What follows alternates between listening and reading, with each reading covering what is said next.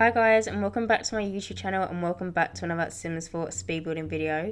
So in today's video, as you can probably tell from the title, I'm going to be building a little beach hut slash tiny home, and I'm so excited to share this because I'm really happy with the way this one turned out. I absolutely love it, and I was kind of inspired by my last build, which was on Friday.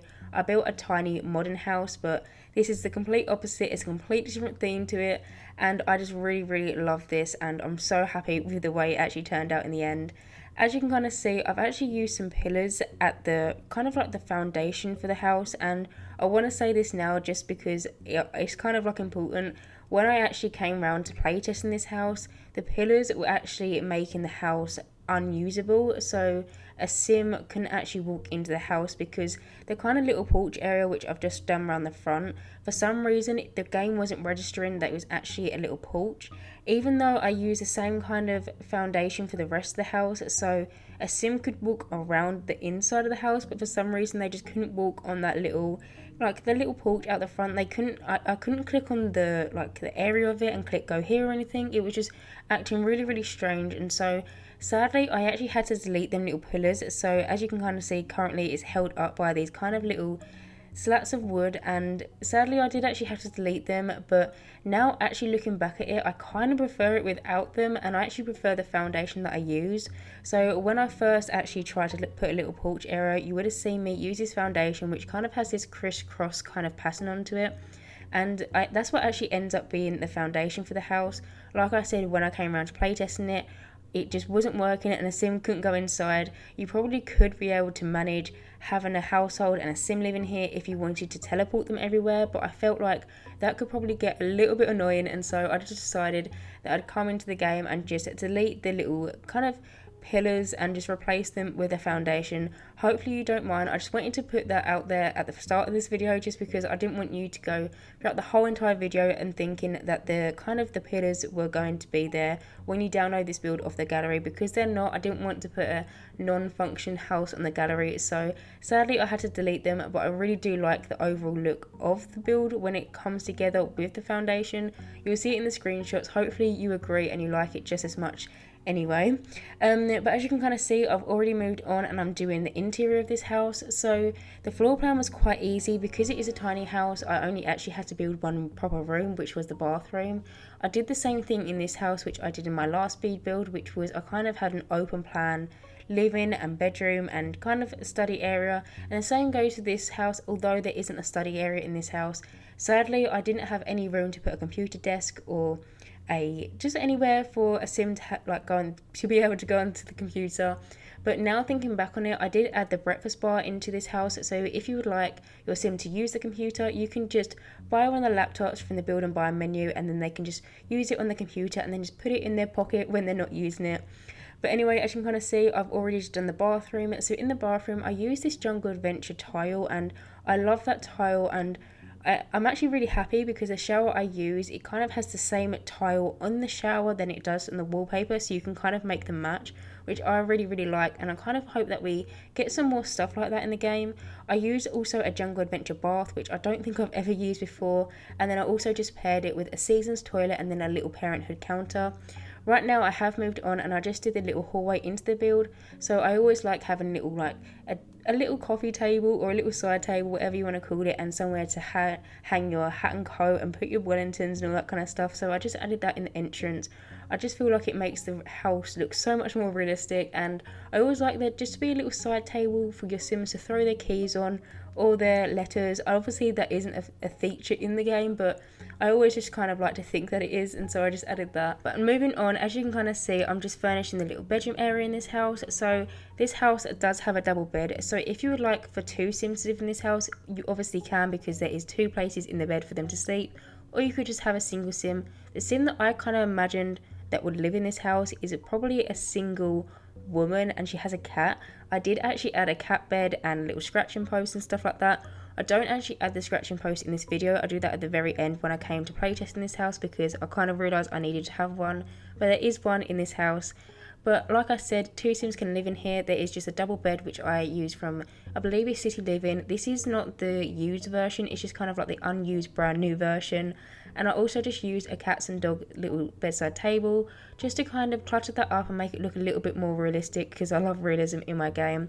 Now moving on, I'm just doing the little kitchen area, and I really love this kitchen. I really enjoy the way that it turned out. So as you can kind of see, I've just pulled out the Jungle Adventure counters, and I've been trying to use more counters in my game recently just because I feel like I use the same 2 or 3 all the time. And so I've been trying to branch out, and I hardly ever use the Jungle Adventure ones. I used them recently in the Karaoke Legends build, and even in that build I remember saying that I hardly ever used them, and I'm just trying to incorporate them into more builds, and I just felt like they fitted in so perfectly with this one, so I had to use them. I used them in the white swatch, and as you can kind of see, I used the matching fridge and the oven. And what I really like about this kind of kitchen set is they all matches, so you can match the wallpaper and the oven and the fridge and the cabinets all together, and it just looks seamless.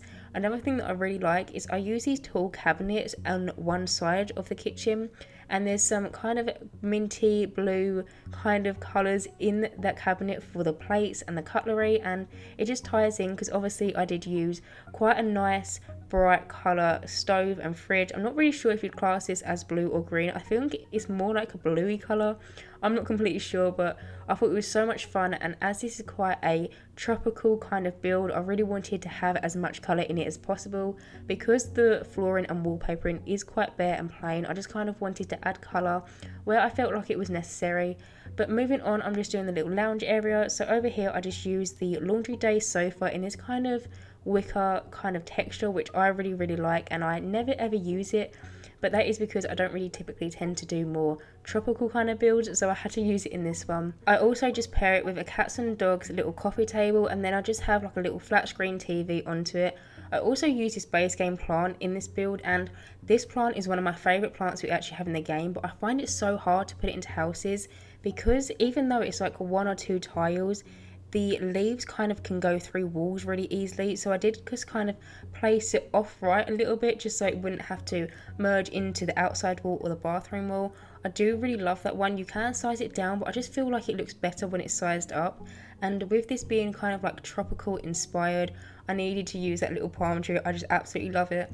But now moving on, I just kind of went back to the bedroom area and I add this little bookcase in. I still wanted your Sims to be able to build their skills in any kind of way possible, and with a bookcase it's perfect because you can buy a skill book for every single skill in the game, and then your Sims can just read a book and then learn it that way. Bookcases also do function as kind of like an object to help get your Sims fun need up. So maybe if you wanted a more eco-friendly Sim living in this house and you didn't want them to have a TV, say you wanted to delete the TV, you could still get your Sims a fun object or fun mood lit up via the bookcase. So I just thought it was necessary to add one, and I add them into all of my builds. But now moving back onto the outside, so I actually did this in my last speed build. So I actually built the kind of the house first, then I went around and did the furnishing, and then I came back to the landscaping and kind of like the garden area at the very end. And I feel like it's probably the better way to do it because with tiny houses you don't actually know what you're going to be able to fit, and so it kind of works out better because if I would have needed to kind of adjust the floor plan a little bit, it would have been easier without all the landscaping and stuff. So I feel like it's probably better to do it that way.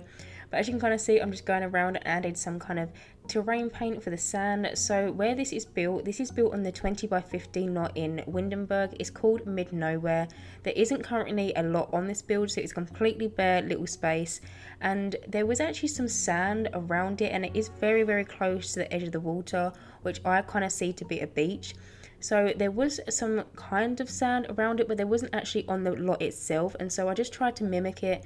It was quite hard though because the sand that we actually have in the world around, we don't actually have access to in the build and buy menu, which is really, really annoying. So I just tried to get multiple different sands that we do have access to in the build and buy menu and just kind of merge them in and create a kind of a sandy texture on the floor. But moving on, as you can kind of see, I've just pulled in loads of different garden objects. Now, when I was doing this, I wanted to make sure I included everything that I wanted to. I didn't want to get distracted when I was doing the landscaping and forget about a certain object that I wanted to include. And so when I first kind of went in and did the landscaping and the outside garden area, I kind of just pulled out a load of different objects so then I wouldn't forget about it. And then once I've done the landscaping, I kind of come back and then just place them where I feel it feels best.